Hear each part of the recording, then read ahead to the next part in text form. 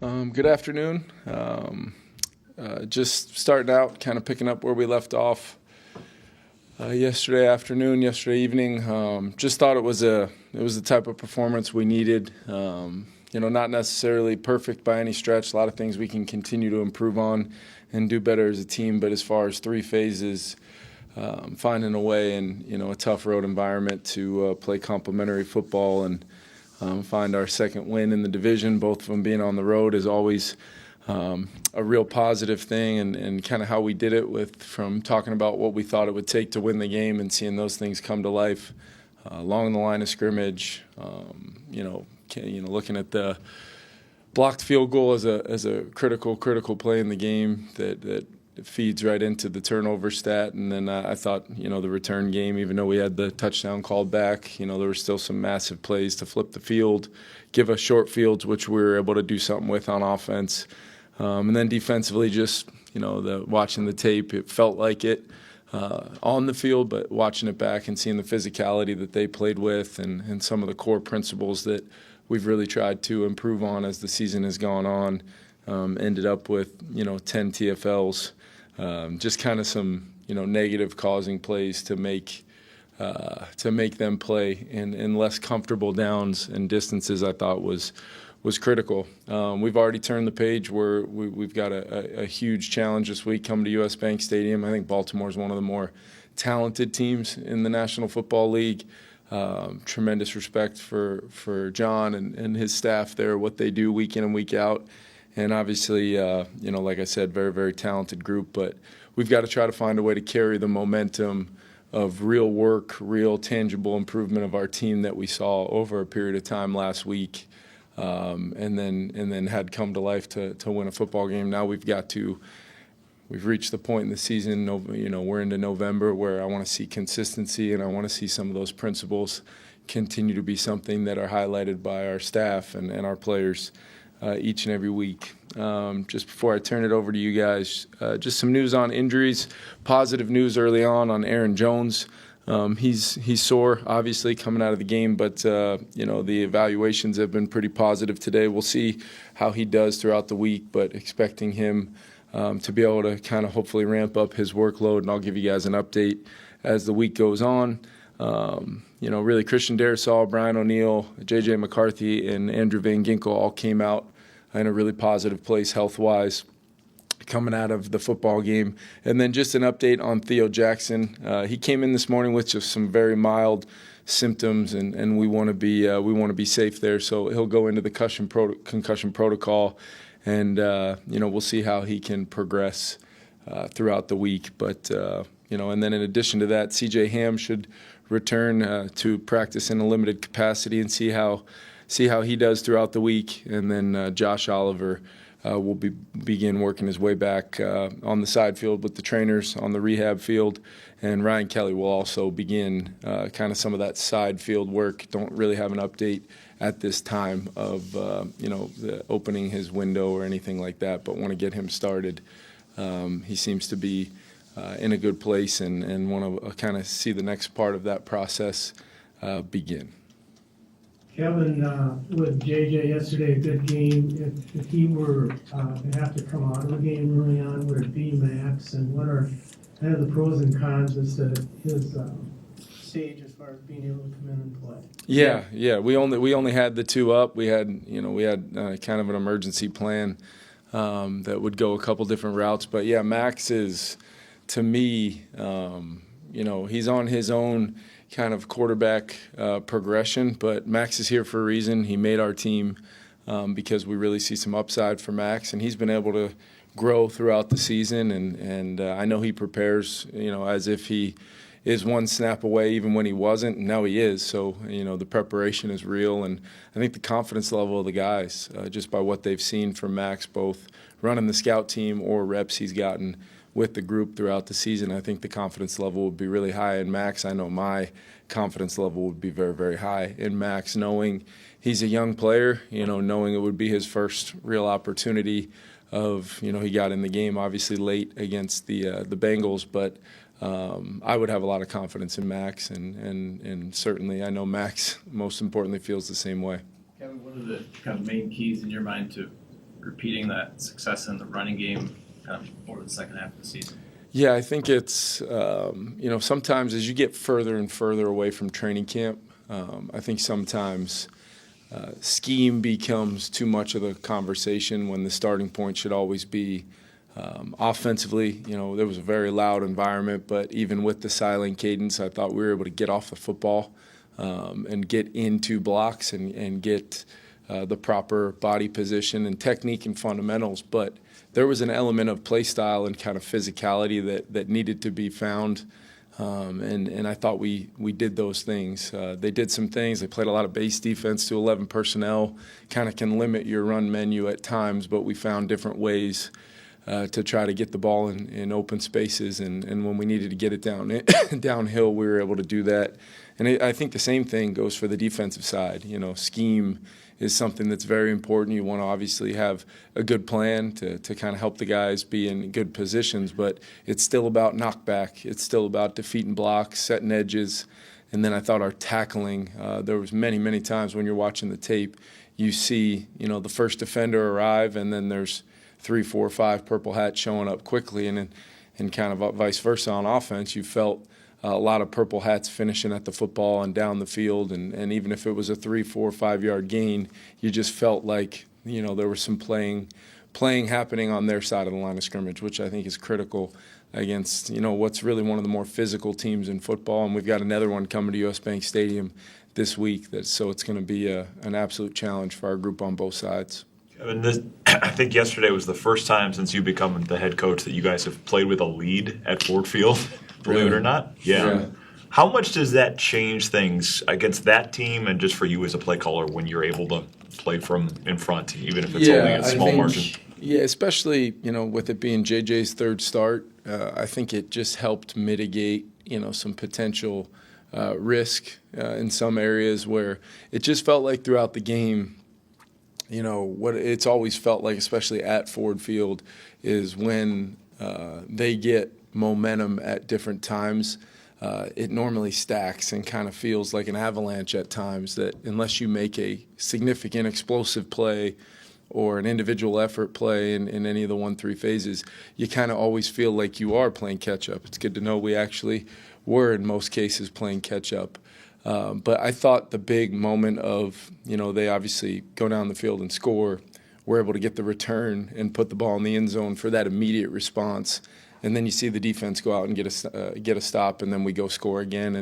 And kind of felt like from that point forward, it allowed me to make some decisions regarding field position. I thought that was a critical part in the game, where maybe, in earlier games or other games, previous seasons, you feel like you have to go for some of those 4th and 3s at midfield. Instead, we were able to execute some sky punts and get them backed up. And outside of really one drive there in the second quarter, we really played with the field position advantage on our side for a good chunk of that game, and we're able to get stops, then at least drive and get points when we needed to. Would have loved to punch it in there at the end, but it was important to make sure we made that at worst a 10-point game in that moment. So I think it all plays into it, Ben, and I think it's a great point. And how you have to play against really good football teams is you have to try to continue to kind of progress onward, and it's easier to do that where you're not having to chase anything.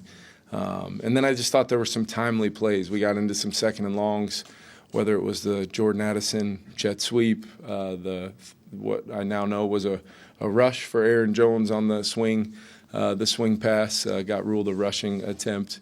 But just little plays like that where I thought, not super high-level football of needing to hold it in the pocket to get yards back and possibly risk more negative football, but just really good execution on some things that we got to kind of flip the D&Ds right back in our favor. Are you feeling a need at all to add to the quarterback room here this week or with the trade deadline, or are you feeling pretty set at that spot? Yeah, I think with bringing John in, it was something where we wanted to make sure we had a third guy in the room, a guy I know very well. He immediately picked up right where I remember being with John. Super smart, has a pretty high level of quickness and athleticism, quick twitch, for a release and kind of a tight window thrower kind of guy that can, activate a lot of different throw types. And he's got experience, understanding kind of how our pass offense works and how we want to operate. So as he said, he's the old man in the room now. And I think that's important for two young guys that are incredibly close, JJ and Max, and they're always working together. But to have that third guy in there with Josh and Jordan, I feel pretty comfortable with that room right now. You would love to find a way at some point maybe to get John up on the roster to take advantage of the emergency quarterback on game day. It's obviously something that's difficult when that player is on your practice squad and you don't get the advantage of the 49th spot on game day. So that's obviously something we're always trying to work through. But as we've been able to get a little bit more healthy around the rest of our football team, it might be easier said than done in the short term, but something we'll be taking a look at for sure. Kevin, you gave balls to Javon Hargrave, Jonathan Allen. Just how important were the contributions that they made yesterday? Yeah, I think, those two guys, just the feeling that you got, when they were, I thought making early down contributions with physicality and knockback, and just you felt them. And then they were big as far as getting Jared off the spot, even when they were able to have a hat on a hat and they were trying to get the ball downfield, or they were trying to get some of those explosive plays that they've kind of made very much, their calling card over the years. Those guys were able to kind of have disruption that I think was felt for 4 quarters. I think Jalen Redmond also played another really good football game. He was playing a little defensive end in some of those groupings with Van Ginkel that made it pretty difficult to run to that side, to those strong side kind of runs. And then, Jonathan Grenard, I thought, was disruptive again. He's so close on a couple of those plays, specifically the one that they got. Jared got out of that Houdini-like and got the ball thrown to Montgomery, who then breaks the tackle, and what ended up being a significant play early on there for them to find a way to score, could have very easily been a sack, and we're taking advantage of, momentum on that drive. So a lot of names. Obviously, the 2 linebackers were significant. I thought Gink being back just provides such a unbelievable presence in there, football IQ, communication. Pair that with what Harry and Metellus do on the back end at the safety spot. It felt good to have that group back together. Kevin, as you were putting the pressure package together, did you guys think at all about the benefit of keeping Jahmyr Gibbs in pass protection and making it so he can't get out and hurt you as a receiver? Yeah, you would much prefer him blocking than being a major weapon in the pass game. And they can still find ways to do that. Free release him, use other players, tight ends, or being 2-back, possibly formation. So although you want to try to keep him in there as best you can, and he's still a very solid pass protector, very willing and able, and historically has done a pretty good job at that. We did want to try to limit his ability in the pass game to impact the game, because he is as impactful as any running back in the National Football League when he gets the ball in his hands in space. And taking away some of those plays did seem to kind of help us then obviously worry about, the weapons they have at the receiver position, and Laporta is as dynamic as it gets. So it all works together, and I just thought flow and the plan the staff had, and then the way the players made it come to life was really good stuff. How do you present your defense in practice? The Lamar Jackson look. Do you just have Max do it, or do you use other players? I'm actually going to do it this week. Yeah, no, I'm going to lace him up, and figure that'll give him the best look at the athleticism that Lamar has. No, we've I'm sure we'll have. I think it's important. It might be a bunch of different players. From a standpoint, I think how Max and John take those reps at the quarterback position, where even if JG wins on a rush and tags him off, or Hargrave wins up the middle and tags him off, like, we're going to have those plays finish every single play. To the long past any whistle that I would blow, just to make sure the guys on the back end are, plastering in coverage and understanding that some of the big plays that they make, it's not how they were drawn up. But then, what I think Lamar has done at such a high level to become one of the best at the position in the NFL is make the throws in rhythm accurately, and finding the open guys, knowing exactly where he needs to have his feet and eyes set, and being accurate. I think he's there's a reason why he's an MVP caliber player and one of the best at the position in the league. It's not just the skill set to cause so many problems athletically. He's an elite thrower of the football, and he's really processing. So you've got to play total team, complete defense, discipline. The rush plan needs to be absolutely ironclad, and we've got to still find a way to get that early down knockback and defend the run with Derrick Henry and all the things that they present that way. So I think it's going to be a lot of guys. It might be some other players, non-quarterbacks, going in there. I don't know that yet. I just know it won't be me.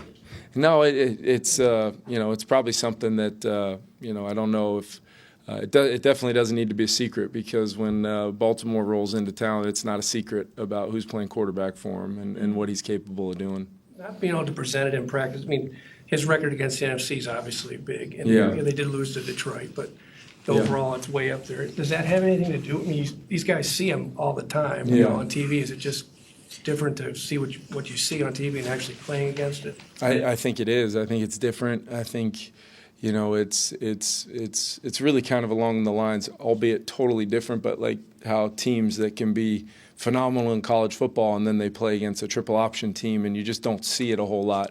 With us, we have seen some, whether it's Jalen Hurts or even Justin Herbert, the movement that really impacted the game, either extending plays when the rush plan was good and it just didn't get home, or when we let some of those players out and either forward to use their legs or extending plays on the perimeter. So it's definitely something we've talked about, and we're going to have to be as good as we've been all season against this challenge for sure, Mark. JJ said yesterday that he was happy with his performance, but not necessarily proud of the body of work. Just like, how have you seen him self-evaluate post game? Yeah, I mean, he's hard on himself. He's hard on himself, and I think what we saw yesterday, there was some really, really good examples of some of the things we've been working on. When I think back to the throw to Jordan Addison for about 17 on the left side to about the 10-yard line. I mean, the calmness to his lower body, the base, the balance to that drop, and how effortless it seemed was something we've been really working on. And then he had some other reps. I thought the rep in the play pass game where he got moved to his left and threw a field shake route to Justin. I mean, up and over a defender with touch. I even loved the throw to Aaron Jones on the swing route. I mean, up and over, spinning pure, and just it felt like to me we saw some real progression from some of the things that we'd been really working on for a little bit of time. And then I think the importance of him being 100% healthy for the touchdown run on 3rd and 9. There's not very many folks in the league that are outrunning Anzalone to the corner there or getting around him to score.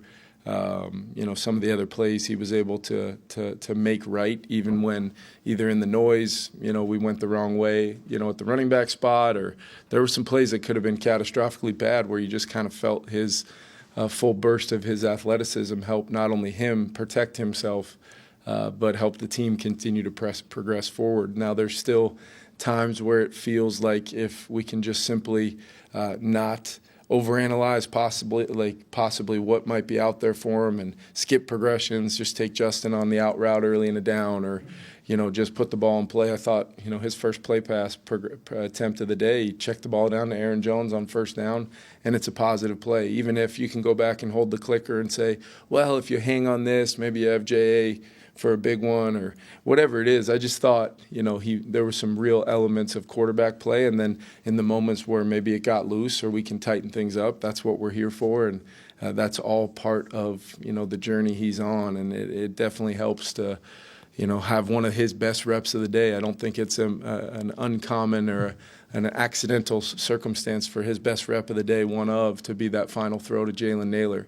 That's who J.J. McCarthy is, and my trust in him in that moment, knowing we're going to get one-on-one coverage, knowing we're going to get a chance there to put the game away, having learned kind of our lesson a little bit from a year ago in game number 1, made the play and won the game.